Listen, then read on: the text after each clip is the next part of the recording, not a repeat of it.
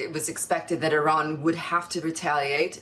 Israel keeps upping the ante and keeps exposing, really, Iran's vulnerabilities. But the way that we need to interpret the response is that it was significant, but it was focused on military targets, and it falls short, I think, of the threshold of triggering a wider war. And in that sense, it probably, ticks the boxes that Tehran needed to, but they are on the back foot.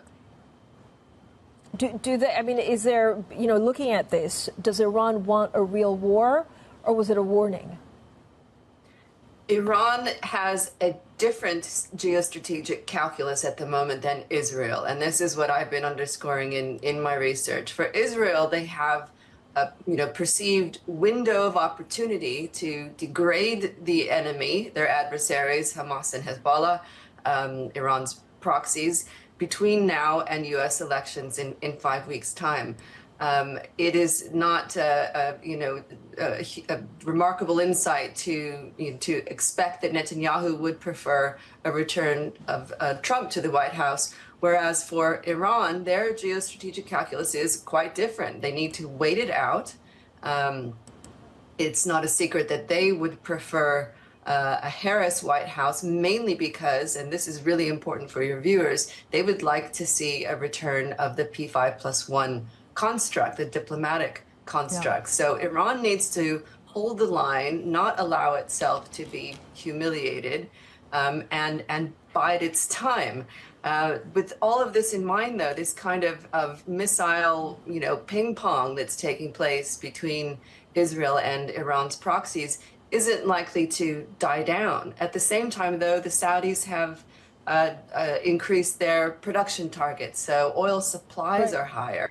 That's important too. Sorry. But Tina, I mean, I know it's early reports, but, a lot of the missiles that Iran fired were shot down. Some of them broke through Israel's air defense this time. What does Israel want at this point in time? They talk about retaliation.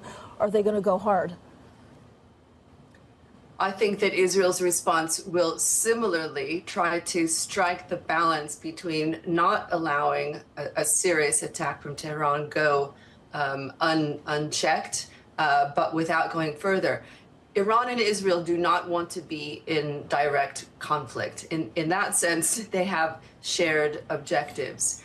But it is absolutely in Israel's interests, as it sees it, to do more to diminish the capacity of Hezbollah and Hamas. And taking out the leadership, the decapitation strike, as it is known, is dramatic and causes temporary kind of reduction in capacity, but it's not enough to curtail this risk. And we're heading to that October 7th anniversary, which will be a very somber and probably quite angry anniversary for Israel, and Netanyahu very much exposed for what he has done in the past year.